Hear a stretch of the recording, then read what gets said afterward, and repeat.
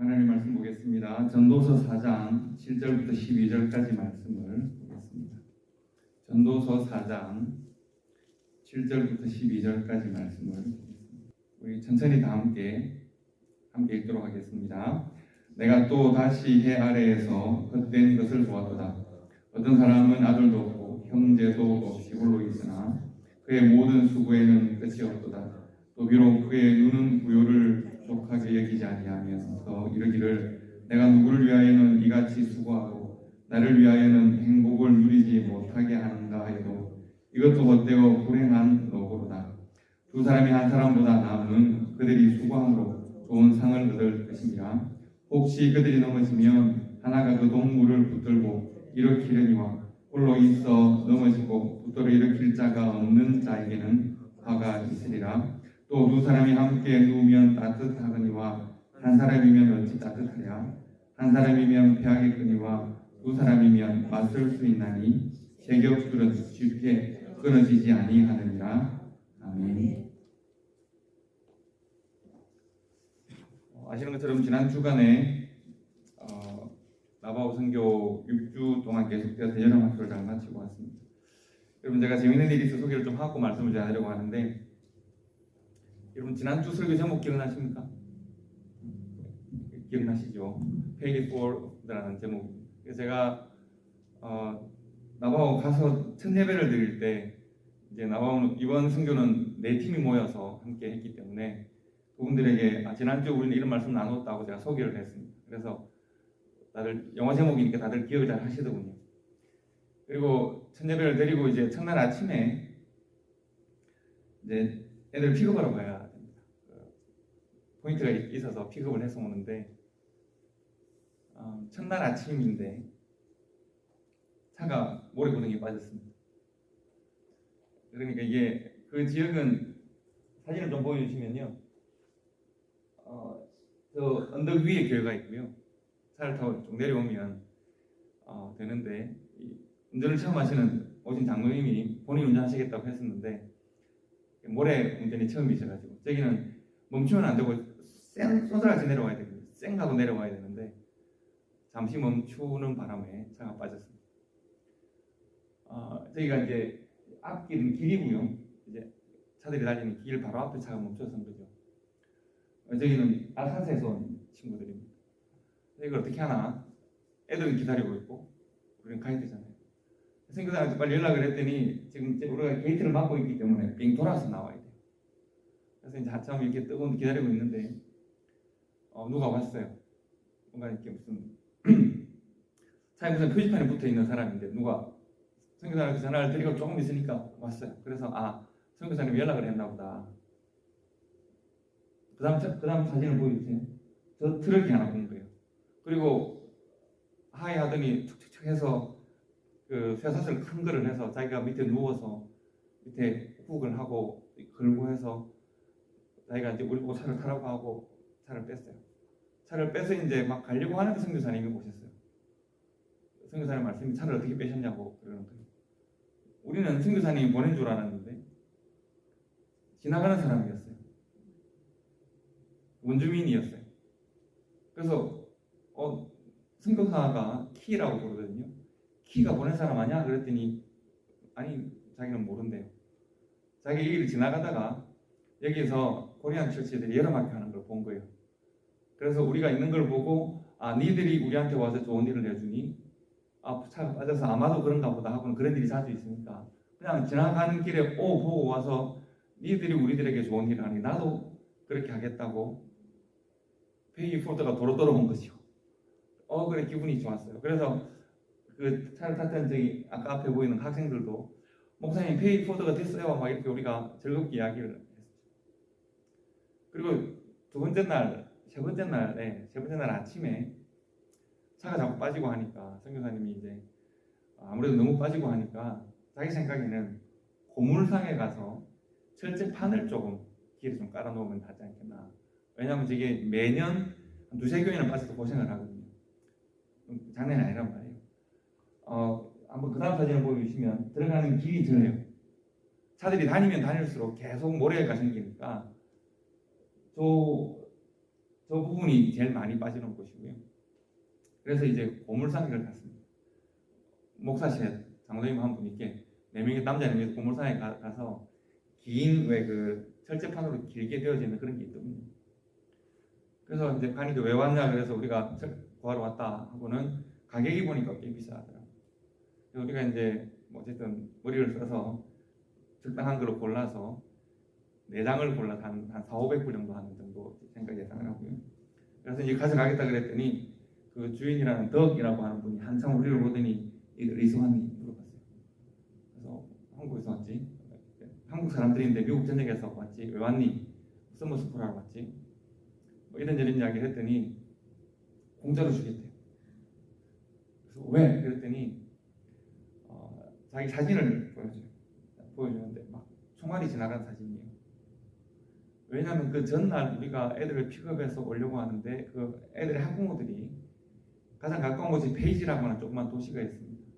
거기 가보셨으면 켄탈로 캐년 가는 거기에 있는 페이지라는 도시가 있는데 그 총격이 있었던 거예요. 누군가가 총을 그저 무차별 난사를 해서 자기가 차를 타고 가는데 갑자기 총알이 들어온 거예요. 그래서 차에 총이 뚫렸어요. 차에 총이 뚫린 게 총에 차가 뚫렸어요. 이걸 보라고 내가 어저께 총 맞았다고. 몸은 안 다쳤는데 몸은 안 다쳤대요. 자기가 총이 막 지나가고 해서 다들 숨고 막 야단했을 거 아니에요. 페이지에 보면 그 총격이 나와요. 다행히 사람이 죽지 않았는데 죽을 뻔한 거죠. 자기가 죽을 뻔한 거예요. 총알이 지나가서 차에 박혀있는 창문을 깨고 지나간 거예요. 자기하고 아들하고 둘 다 정말 안 다친 거예요. 그런데 알고 보니 범인을 잡았는데 자기가 또 아는 사람입니다. 자기 고물상에 일한 적이 있는 사람이래요.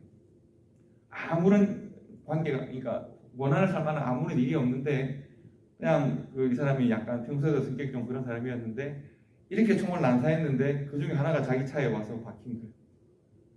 그래서 자기가 어제 결심을 하기를 새로운 삶을 살아야 한다고 결심을 했대. 하나님 주신 생명이다. 그리고 페이 포드 우리한테 제일 먼저 한 거죠. 그래서 저희가 저기 길목에 철판을 깔고 왔습니다. 뭐 나름 은혜가 있는 한 주였고 지금 지난 4년간 여름학교를 6주 동안 이번에도 12교회와 한 선교팀이 왔다 갔거든요. 한 130~140명 정도가 왔다 갔습니다. 그리고 이제 교회를 통해서 이제 그동안 여름학교를 했고 내년부터는 이제 그 교회가 속한 곳이 카퍼마인이라고 하는 곳인데 이전에 구리 광산이 있던 곳입니다. 광산을 폐광시키고 고스트 빌리지라고 부르죠. 유령마을이라고 미국 사람들은 부르는데 거기에 나와 원주민들이 살고 있습니다. 그분들이 살고 있는 그 곳에 챕터 하우스라는 곳이 있습니다. 챕터 하우스라는 곳은 우리 개념으로 하면 동사무소, 뭐 면사무소 이런 곳입니다.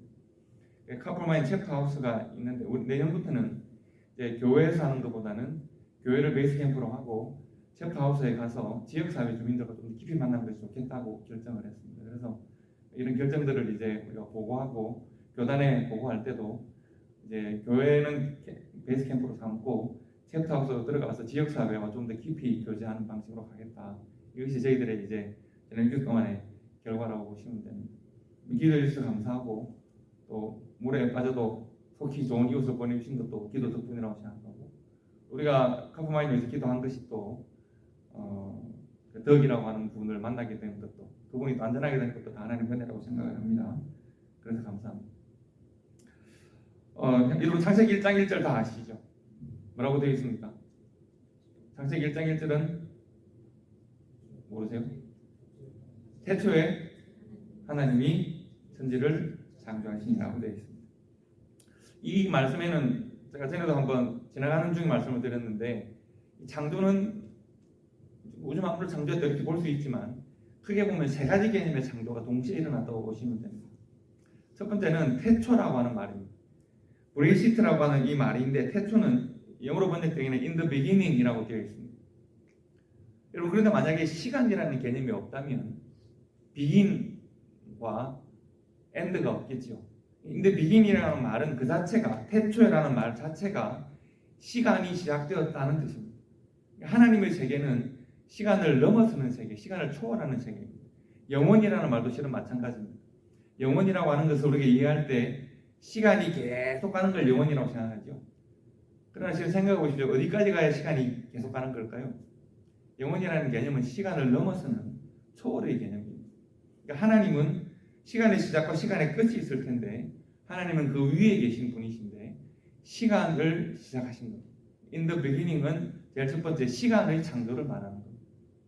우리의 개념으로는 정말 이해할 수 없고 알 수 없는 하나님의 세계에 관한 것입니다. 두 번째는 물질 세계를 창조하시는 겁니다. 천지를이라고 하는 말에 속해 있습니다. 태초에 하나님이 천지를 이라고 할 때 여러분 제가 여러분께 보내드린 사진 보셨습니까? 밤하늘에 거기 가면 여러분 그 사진을 보시려면 불 다 끄고 어두울 때 보셔야 됩니다. 하늘에 정말 별이 보석처럼 빛나는 은하수가 이렇게 눈앞에 내려와 있는 그런 곳이기도 합니다. 참 별이 많은 곳입니다. 다른 말로 하면 문명이 많이 없다는 뜻입니다. 나방은 그런 곳입니다. 하나님께서 천지를 창조하셨습니다. 즉 물질 세계를 창조하시고 공간을 창조하셨다는 뜻입니다. 마지막으로 하나님께서 하나를 더 창조하십니다. 하나님께서 사람을 지으시기 때문에 사람을 물질 세계의 일부로 볼 수 있습니다. 그러나 또 사람은 하나님께서 그 10년 가운데 뭘 두셨다고 했습니까? 하나님의 형상대로 창조하셨다고 했습니다. 유일하게 하나님의 형상대로 창조하십니다. 하나님의 형상을 가안해 주십니다. 그리고 하나님과 교통하십니다. 즉 관계를 창조하십니다. 하나님과 사람 사이에는 다른 모든 피조물과는 다른 관계가 존재합니다. 그리고 하나님께서 창조하신 모든 것을 보시고 다 좋다, 아름답다, 만족하십니다. 그러나 하나님께서 최초의 부정적인 감정을 느끼는 대상이 있습니다. 누굽니까? 아담이 독차하는 것, 혼자 있는 것을 보고 좋지 않았다. 이렇게 말씀합니다. 즉 하나님과 아담 사이에는 특별한 관계가 있었습니다. 그 관계 속에서 하나님께서는 아담에게 정복하고 다스리라고 말씀합니다. 그런데 아담이 생육하고 번성할 수 있을까요? 그건 안 됩니다. 다른 동물들은 생육과 번성이 가능한데 아담은 그것이 안 되거든요. 그래서 하나님께서 아담에게도 생육하고 번성하고 정복하고 다스릴 수 있는 귀한 하나님의 형상이 그 마음껏 표현되어 줄 수 있는 관계를 허락하십니다. 하나님과의 아담과의 관계도 중요하고 그리고 아담에게 또 다른 관계를 허락하신다는 거죠. 누굴까요? 아담에게 하와를 허락하셨습니다. 자, 그래서 우리가 생각해 볼 필요가 있습니다. 과연 아담에게 하와는 어떤 존재인가? 성경이 아담에게 하와를 하나님이 지어주실 때 뭐라고 하고 지어주셨을까요? 성경에 보면 하와를 아담에게 지어주실 때 돕는 배필이라고 했습니다. 돕는 배필.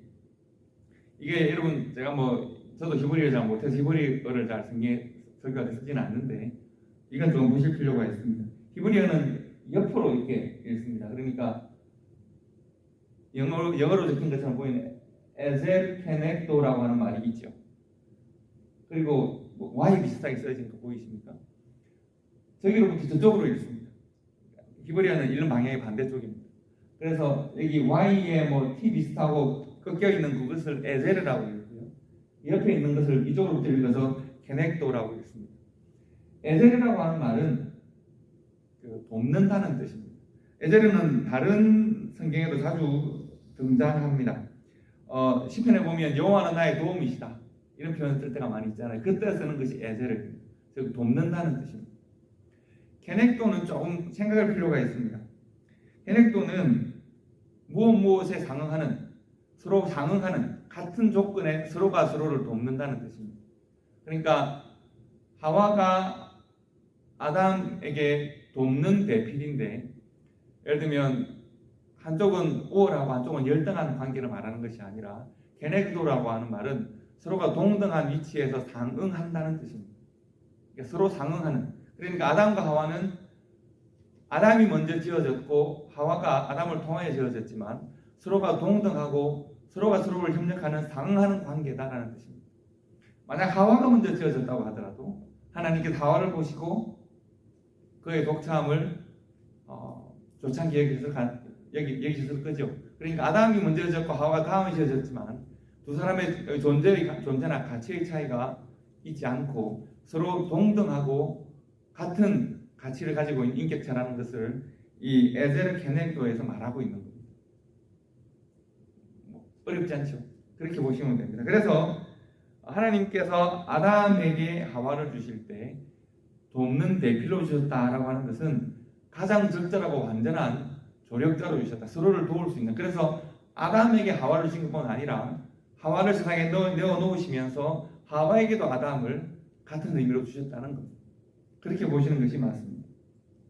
자, 그래서 그러면 제가 여러분들에게 왜 영어를 소개시켜 드렸냐면 영어 번역에서는 suitable helper라고 번역을 했습니다. suitable helper. 한글 번역하고 맞나요? 맞지 않나요? 안 맞죠? 왜 그럴까요?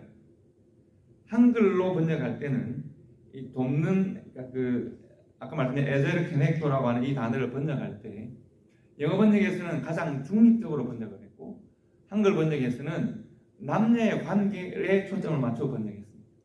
그러니까 부부 관계에 초점을 맞춰 번역을 했다는 이야기입니다. 번역의 문제입니다. 그러니까 서로 돕는 관계, 하나님께서 아담에게 하와를 주실 때 서로 돕는 관계가 되기를 원하셨는데 함께 조력하는 서로가 있기 때문에 완전해지는 하나님께서 독차하는 것이 좋지 않게 보여서 한 사람을 그에게 만들어주고 창조해 주심으로 말미암아 관계를 만들어 주시고 그 관계 속에서 하나님 앞에 온전한 기쁨을 드리고 영광을 돌릴 수 있는 그런 존재를 만들어 주신 거죠. 그래서 서로 돕는 이 관계, 서로를 통하여 완전해지는 관계, 이 관계가 어떻게 구현되어질까를 생각할 때 가장 첫 번째 구현되어지는 관계는 바로 오늘 우리 성경에서 한글 성경에서 표현한 돕는 대필, 즉 부부의 관계를 말하는 거예요. 하나님께서는 시간을 창조하시고 천지 만물을 창조하시고 관계를 창조하셨는데 하나님과 사람의 관계뿐만 아니라 사람과 사람의 관계를 만드셨는데 사람과 사람의 관계는 서로가 협력하여서 온전한 기쁨을 누리도록 하나님께 온전한 기쁨을 서로가 온전한 기쁨이 되도록 만들어 주셨는데 그 첫 번째 관계가 부부의 관계인 것입니다. 성경에 여러분 번역할 때 영어 성경이 suitable helper, suit라고 하는 말은 가장 적절한 뜻이거든요. suitable helper라고 번역했는데 suitable spouse라고 번역하지 않았다는 것을 기억하시면 좋겠습니다. 만약에 우리가 그 한글 성경처럼 돕는 배필이라고 만약에 말했다면 아마 suitable spouse라고 번역하는 것이 영어 번역이 맞았겠죠. 그러나 suitable spouse가 아니라 suitable helper라고 영어 성경을 번역했습니다. 중립적인 번역입니다. 그래서 suitable helper가 되는 가장 첫 번째 관계는 부부의 관계이기 때문에 우리가 하나님께서 지어주신 첫 번째 서로 돕는 온전해지는 관계로 첫 번째 관계는 부부의 관계라고 보시면 됩니다. 그러면 이 suitable helper라는 말이 좀 더 적극적으로 해석을 하면 어떤 관계일까? 서로가 서로에 대해 가장 아름답고 온전한 협력자가 되는 관계는 어디서 찾을 수 있을까? 한번 생각해 보십시오. 우리 정집사님에게 가장 온전하고 아름답고 좋은 정집사님의 삶을 아름답게 만드는 하나님의 기쁨으로 만들어주는 좋은 관계를 어디서 발견하셨습니까? 혹시 그런 관계를 발견하신 적이 있으십니까? 부부관계 말고 부부관계를 넘어서서 있으십니까? 여러분 혹시 있으십니까? 그런 관계가 있느냐를 우리가 한번 고민해 볼 필요가 있습니다. 사실은 사람은 사람에게 결코 완전하고 아름다운 협력자가 될 수 없습니다. 우리는 사람에게 다치고 사람에게 상처받고 사람을 통해서 고민하고 사람 때문에 사람을 싫어하기도 하는 것이 우리 존재들 아닙니까? 사람은 죄에서 자유로울 수 없기 때문에 죄가 사람과 사람 사이에 들어왔기 때문에 우리는 관계를 통해 하나님께 영광 돌리기가 참 어렵습니다. 그런데 우리에게는 관계에 대한 소망이 있습니다. 우리의 관계에서 이 죄를 지워주시는 죄를 무너뜨리시고 죄에 대하여 승리하시는 분이 있기 때문에 그렇습니다. 예수 때문에 우리는 하나님과 새로운 관계에 들어서게 되고 사람과 사람 사이에도 새로운 관계 속에 들어가게 됩니다. 예수가 없이는 이 관계 속에 들어갈 수가 없는데 하나님이 창조하셨고 사람은 오염시켰으나 예수 그리스도께서 회복시키신 구속적 관계가 있습니다. 예수 그리스도로 말미암아 하나님과의 관계가 회복되고 사람과 사람의 관계가 회복되어집니다. 이 회복된 관계를 구속사적인 이 관계를 뭐라고 부를까요? 그것을 성경에서는 교회라고 불렀습니다. 교회는 하나님께서 회복시키신 관계의 어떤 증거라고 볼 수 있습니다. 교회는 그렇습니다. 하나님께서 아담과 하와를 통해서 가정이라고 하는 아름다운 관계를 지으셨습니다. 그리고 아담과 하와는 최초의 교회입니다. 이 최초의 교회에 죄가 들어오면 교회가 분열됩니다. 예수 그리스도께서 십자가의 은혜로 말미암아 이 죄를 무너뜨리시고 죄에 대하여 승리하셨기 때문에 교회가 세워지게 됩니다. 교회는 예수 그리스도의 십자가의 증거이자 능력이자 십자가로 말미암아 받는 우리의 은혜가 함께 나타나는 십자가의 은혜가 관계 속에 흐르는 바로 그런 곳입니다. 그래서 교회는 창조적 관계의 현재적 증거입니다. 그리고 회복된 관계의 실체로 나타나야 합니다. 교회는 그런 곳이어야 합니다. 교회는 그런 관계여야 한다. 여러분 기억하셔야 됩니다. 우리 교회가 그런 관계로 향해 나아가야 되기 때문에 기억하셔야 합니다. 그리고 관계는 또 하나의 확장된 의미가 있습니다. 아담에게 하와를 허락하신 것은 돕는 배필, 즉 남자에게 여자를 주셔서 가정을 창조하신 것이고 한 성도에게 또 다른 성도를 주셔서 교회를 창조하신 것이고 그리고 한 사람에게 또 다른 사람을 주셔서 또 그들을 통하여 생육하고 번성하고 정복하고 다스리게 하심으로 말미암아 사회를 창조하신 겁니다. 이 사회가 발전하면 공동체가 되고 국가가 되기도 합니다. 사람은 생육하고 번성하고 정복하고 다스립니다. 여러분 이 정복하고 다스린다는 말을 오랫동안 정치적 군사적 용어로만 이해해왔기 때문에 우리가 잘못 이해해왔습니다.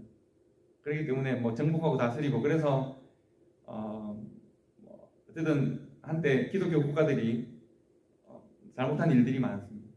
여러분 정복과 다스림의 핵심은 예수 그리스도의 통치입니다. 예수님이 우리를 다스리고 우리의 심령과 삶을 정복하시는 것처럼 우리가 예수 그리스도의 사역을 본받는 정복과 다스림이 있어야 합니다. 예수님께서 우리를 이 땅을 어떻게 정복하십니까? 십자가입니다. 그럼 우리의 정복과 다스림 또한 십자가를 닮은 모습이어야 하는데 우리는 너무 단어에 너무 얽매이다 보니 정복하고 다스리라고 하니까 마치 우리가 군사적 정치적으로 다스리는 것처럼 그런 생각들을 많이 해왔습니다. 그러나 예수 그리스도를 닮은 정복과 다스림이 필요하다 기억하시면 좋겠습니다. 자, 그래서 하나님이 지으신 성경적인 사회, 하나님의 창조적 원리, 구속적 원리가 함께 있는 그런 사회의 핵심은 뭔가 하면 서로가 서로에게 하나님께서 사람에게 사람을 주실 때 수트블 헬퍼로 주셨습니다. 이 사회가 회복된 사회로 되어지는 그 길은 원리는 뭔가 하면 서로가 서로에 대하여 수트블 헬퍼로서의 역할을 견지하는 것입니다. 그럼 여러분 이 사회는 하나님을 모르고 구속 은혜를 모르는 사람들이 있고 하나님 은혜와 구속 은혜를 먼저 깨달은 사람들이 있잖아요.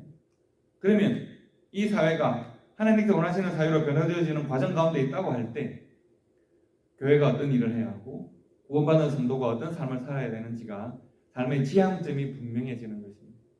어떤 사람들은 하나님께서 왜 사람에게 사람을 지으셨는지 왜 나의 이웃을 허락하시는지 왜 나에게 가정을 허락하시는지를 모릅니다. 어떤 사람들은 알지 못하죠. 그러나 우리는 깨닫고 알고 있습니다. 우리는 수트블 헬프라고 하는 관계적인 창조 원리를 알고 있습니다. 그렇다면 우리는 어떤 삶을 살아야 할까요? 이러한 복음적 원리가 이루어지는 삶을 우리들에게로부터 방향이 밖으로 담장을 계속 넘어서 새로운 장벽을 넘어서 계속 나아가게 되는 것입니다. 그래서 교회로부터 세상으로 복음이 나아가야 되는 이유가 여기에 있는 것입니다.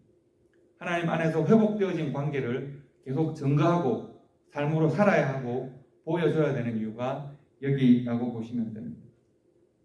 그리고 여러분 솔로몬은 제가 오늘 드린 이 말씀을 지혜의 방식으로 지혜를 토론하는 방식으로 우리들에게 말씀을 전했습니다. 9절부터 읽으면 이렇습니다. 두 사람이 한 사람보다 낫다. 그들이 수고함으로 좋은 상을 얻을 것이기 때문에 그렇다. 넘어지면 다른 사람이 일으켜주지 않겠는가. 홀로 있어 넘어지고 붙들어서 일으켜줄 자가 없는 사람은 얼마나 불행한가. 두 사람이 누워야 따뜻해질 것이고 한 사람이면 피할 수밖에 없겠지만 함께 힘을 모으면 승리할 수 있고 그리고 한 줄은 쉽게 끊어지겠지만 세 줄을 서로 엮으면 쉽게 끊어지지 아니하니까 이것이 얼마나 아름답고 좋은 일인가. 지혜의 방식으로 수트블 헬퍼의 역할들을 설명하고 있다고 보시면 됩니다. 여러분 한번 다시 보십시오. 오늘 이 말씀 솔로몬을 통해서 주시는 지혜의 말씀에 동의하십니까? 동의하십니까? 한 사람이 두 사람보다 낫습니까? 그렇습니까? 두 사람보다 저 사람이 더 좋은가요? 아니면 우리가 사회가 잘못되어지고 관계가 잘못되어지면 한 사람보다 두 사람이 더 위험하고 두 사람보다 저 사람의 상처가 더 많습니다. 자, 그러면 첫 번째, 한 사람보다 두 사람이 낫고 두 사람보다 저 사람이 더 좋다. 1번. 한 사람보다 두 사람이 더 상처가 많고 두 사람보다 저 사람이 더 많이 고통스럽다. 2번. 1번과 2번 중에 어느 말이 더 맞는 것 같습니다. 어느 말이 더 현실적입니까? 2번입니까? 너무 크게 2번 말씀하시면 안 되는데. 우리는 늘 1번과 2번 사이에 있습니다. 우리의 경험인들이 그렇습니다. 우리가 수트블 헬프로서의 창조적 구속적 원리를 잘 지키며 사는 관계 속에 있으면 무조건 1번입니다. 그러나 죄가 관계 속에 들어오고 죄가 역사하는, 죄가 이겨먹은 그러한 관계 속에서는 늘 2번이 승리합니다. 우리는 어디쯤 있을까요? 중간쯤 있습니까? 우리는 어떻게 교회와 성도인데 하나님의 구원받은 하나님의 자녀인데 우리는 어떻게 대부분 우리의 삶이 2번 쪽에 가깝거나 혹은 1번 쪽에 가까울 수 있지만 완전한 1번은 아닌 중간에 어디쯤 존재하는 우리의 삶이 어떻게 하면 우리가 하나님께 우리를 회복시키시고 예수 그리스도를 통하여서 예수 아니면 안 되는 하나님의 아들을 세상에 보내서 그의 죽음으로 말미암아 회복시키신 이 관계 속으로 우리가 어떻게 들어갈 수 있을까? 이것이 우리가 복음 앞에 도전을 받는 우리들의 삶의 모습이라고 말할 수 있습니다. 어떻게 하면 우리가 하나님이 허락하신 회복시키신 창조적인 구속적 관계로 회복될 수 있을까? 돌아갈 수 있을까? 어떻게 하면 이 삼겹줄의 이 원리가 우리의 삶에서 실현될 수 있을까? 가장 좋은 예가 바로 룻기입니다. 그래서 제가 여러분들에게 계속 룻기는 가장 구약에 있는 성경이지만 가장 신약적이라고 말씀드리는 이유가 여기에 있습니다. 룻은 제가 이 룻기를 많이 보았기 때문에 오늘은 간단하게 말씀을 드릴 텐데 룻은 예수 그리스도의 마음을 삶으로 보여주는 사람입니다.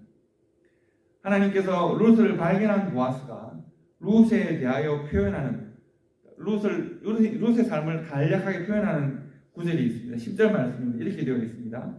그가 이르되 내 딸아, 이 내 딸아라는 말은 보아스의 딸이라는 말이 아니라 신분적으로나 나이나 높은 데 있는 사람이 신분적으로나 상황이 낮은 데 있는 사람을 부를 때 유대인들은 그렇게 불렀습니다. 그래서 내 딸아, 여호와께서 너에게 복 주시기를 원한다. 그리고 뭐라고 되어 있냐면 너가 가난하건 부하건 젊은 자를 따르지 않고 또 너가 너의 나이 많은 시어머니에게 베푼 그 인애가 이 인자와 사랑이 처음보다 나중이 더했다. 이렇게 말을 합니다. 이 말씀을 통해서 룻의 선택이 얼마나 아름다운지를 지역사회를 얼마나 감동시켰는지를 일단 알 수 있습니다.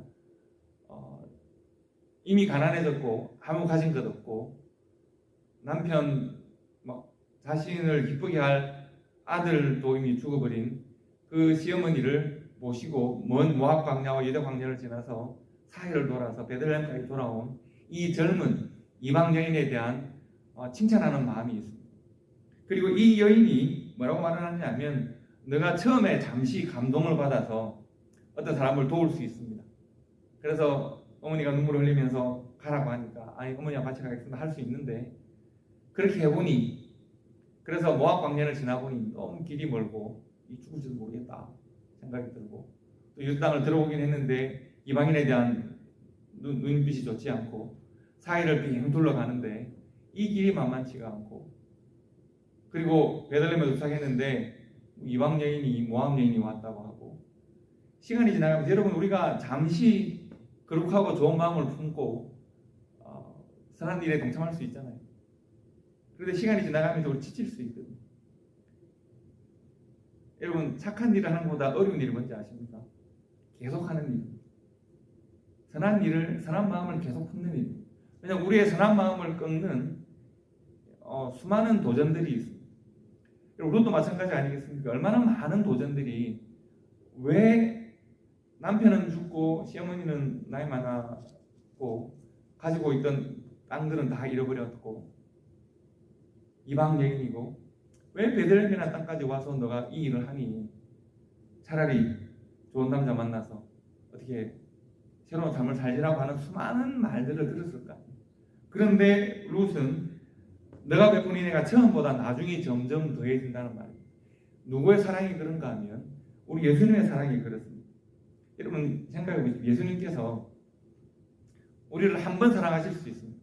불쌍히 여기실 수 있습니다. 그런데 우리는 좀 지행하는 사람들입니다. 우리는 좀 보통이 아닙니다. 우리는 한 번 사랑을 받고 은혜를 엄청나게 누리면 그 은혜로 평생 살면 좋은데 우리 은혜를 받아놓고 금방 그 은혜를 까먹는 사람들입니다. 관계 속의 은혜를 상실합니다. 우리의 삶의 유혹과 시험에 쉽게 빠집니다.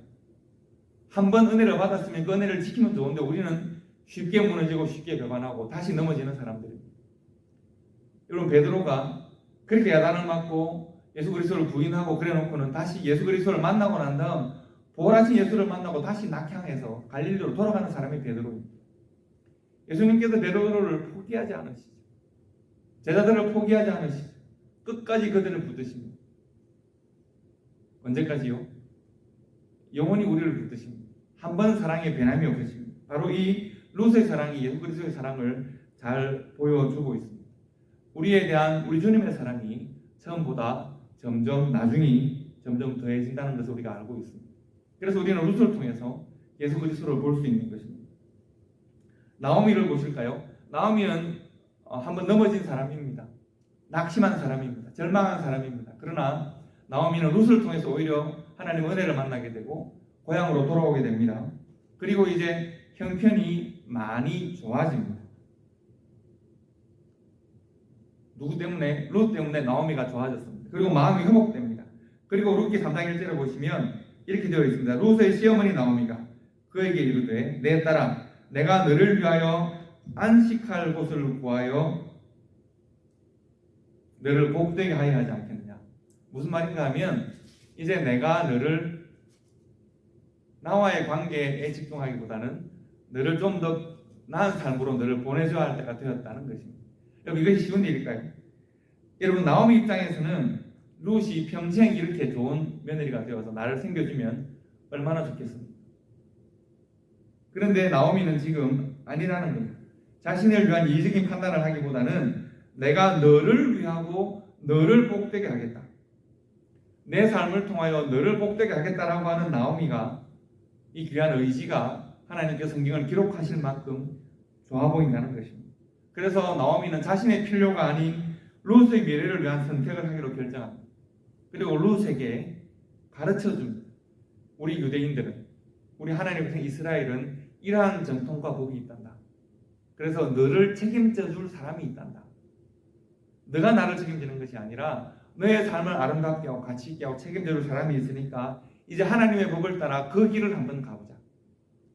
여러분 룻에게 하나님을 소개하는 것도 나오미, 비록 연약한 믿음이었지만 나오미가 소개했고, 그리고 이제 룻에게 하나님의 법으로 들어가는, 하나님의 약속으로 들어가는 삶을 인도하는 것이 나오미. 룻이 가지고 있는 지식으로는 도저히 알 수가 없죠. 어머니를 따라 오긴 했지만 우리가 어느 혈통에 속했는지, 우리가 어떤 기업을 받았는지, 우리의 기업을 책임지고 물을 사람이 누군지 도저히 알 수 없잖아요. 그러나 나오미는 알고 있습니다. 그래서 룻의 지식으로는 도저히 알 수 없었던 언약과 생명의 길을 자신의 유익을 보지 않고 며느리를 위한 선택과 판단을 하는 것이 나오미입니다. 하나님께서 그런 나오미의 선택을 주목하십니다. 또 한 사람 우리가 룻기를 통해 만나는 사람은 보아스입니다. 3장 11절부터 13절을 보시면 이렇게 기록되어 있습니다. 그리고 이제 내 딸아 두려워하지 말라.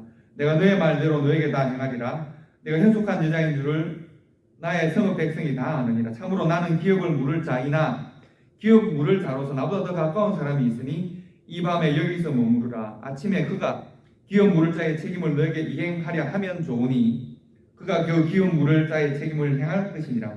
만일 그가 기업 물을 자의 책임을 너에게 이행하기를 기뻐하지 아니하면 여호와의 살아계심을 두고 맹세하노니 내가 기업 물을 자의 책임을 너에게 이행하리라. 아침까지 누워 있을지니라 하는지라. 이렇게 되어 있습니다. 이것이 무슨 말인가 하면 보아스는 알고 보니 엘리멜렉의 친족 중에 한 사람입니다. 그러나 엘리멜렉의 가정과 보아스 사이에 더 가까운 친족이 있습니다. 당시에는 한 가족이 기업을 잃거나 기업을 책임질 수 없는 상황이 되면 가장 가까운 친족이 그것을 책임지게 되어 있었습니다. 그래서 아마도 엘리멜렉이 이 땅을 떠날 때, 엘리멜렉이 모압으로 땅을 떠날 때 원래 엘리멜렉의 가족에 있었던 그 땅은 아마도 이 사람에게 갔을 가능성이 많습니다. 성경 기록하진 않았지만 법적으로 보면 그렇습니다. 여러분, 그렇다면 이 가족이 돌아오면 이 가정을 누가 책임져야 할까요? 바로 이 가까운 친족입니다. 근데 가까운 친족은 내가 이득은 얻었으나 그러나 책임질 수는 없습니다. 왜요? 노동력이 별로 없는 나이 많은 한 여인과 젊은 여인, 별로 이득이 될 것이 없습니다. 그래서 자신의 침소에 들어온 젊은 여인, 이 나오미가 룻을 보아스에게 보내니까요. 왜냐하면 나오미가 생각할 때 어떤 친족이 가까운 친족인지는 모르겠고 보아스의 친족이 분명하니 보아스에게로 가라고 말을 했습니다. 룻이 부끄러움을 무릅쓰고 침소에 들어갔는데 보아스가 룻을 부끄럽게 수치스럽게 하지 않습니다. 보호하여 줍니다. 오늘 말씀을 보시면 보아스가 자신의 밭에 이삭을 줍는 이방 여인, 가난하고 신분도 천하고 그리고 이방에서 온 여인이고 이 여인을 인격적으로 대합니다. 심지어 자신의 침상으로 들어온 젊은 여인을 성적으로 대하지 않습니다. 존중합니다. 이것이 보아스입니다. 그리고 보아스는 룻에게 하나님의 언약의 말씀에 대하여 가르칩니다. 하나님의 언약의 말씀을 드러냅니다. 룻과 보아스 사이에 하나님의 말씀을 가져다 놓습니다. 룻과 보아스의 어떻게 보면 죄가 들어오고 난 이후에 무너지고 사라진 언약적 관계인데 보아스는 하나님의 사람입니다. 그래서 자신의 침상에 들어온 이방 여인 앞에 하나님의 말씀, 율법을 가져다 놓습니다. 율법을 통하여 너와 내가 만나기를 원한다. 하나님의 말씀을 통하여 너와 내가 만나기를 원한다. 이 말씀에 근거하면, 하나님 우리에게 준 율법에 근거하면 내가 기억하기로 엘리멜렉과 나 사이에 나보다도 엘리멜렉 가정에 더 친근한 또 다른 친족이 있는 것으로 안다. 만약 그가 너희 가정의 기업을 물고 너를 책임지기를 원하면 너는 그에게로 가는 것이 맞다. 그러나 만약 그가 너의 가정을 책임지기를 원치 않으면 하나님의 살아계심을 두고 맹세하는데 내가 너의 가정을 책임질 것이다. 이것은 한 젊은 여인을 성적으로 취하는 의미가 아니라 책임에 관한 이야기입니다. 하나님의 언약의 말씀을 따라서 책임을 지는 것을 지금 말하고 있습니다. 여러분, 때로 믿음이라고 하는 것은 책임의 모습으로 우리들에게 다가옵니다. 믿음은 때로 책임지는 것입니다. 하나님은 책임지는 사람을 사랑하십니다. 말씀이 내게 다가올 때 하나님께서 말씀을 통하여 나에게 책임져야 할 믿음의 분량들을 내게 주실 때 당당히 말씀에 순종하는 사람을 하나님께서 사랑하십니다. 지금 보아스는 그런 사람입니다. 어떻게 해요? 너무 놀랍잖아요. 내가 은혜를 베풀고 자비를 베푸는 일을 할 수 있는데 나의 침상에 한 여인이 들어와서 내가 당신의 친족입니다 라를 말하고 있습니다. 바로 그때 수치스럽게 하거나 혹은 욕망에 사로잡히지 않고 하나님의 말씀을 그 사이에 둘 수 있는 사람입니다. 여러분, 때로 우리가 교회에서도 마찬가지고요. 살아가다 보면 나와 어떤 사람 사이에 이익이 삽입될 때가 있습니다. 때로 나와 그 사람 사이에 과거에 좋지 못한 기억이 있을 수 있습니다. 나와 그 사람 사이에 고통스러운 상처가 있을 수도 있습니다. 나와 그 사람 사이에 분노가 있을 수도 있습니다. 우리가 사람과 사람 사이에 수많은 것들이 놓여 있지 않습니까? 그런데 보아스는 룻과 자기 사이에 무엇을 놓아주는 사람입니다. 하나님의 언약의 말씀을 놓는 사람입니다. 그랬더니 언약이 회복되어지는 것입니다. 여러분, 룻은 어떤 사람입니까? 룻은 이전보다 더욱 사랑하고 헌신하는 사람입니다. 나오미는 어떤 사람입니까? 자신의 욕심, 자신의 필요에 근거하지 않고 너의 필요를 너를 위하여서 하나님의 말씀을 그 앞에 놓아두는 사람입니다. 보아스는 어떤 사람입니까? 보아스는 하나님의 언약의 말씀을 관계 속에 놓아둘 줄 아는 사람입니다. 이 세 사람이 함께 만나서 삼겹줄을 만드는 것입니다.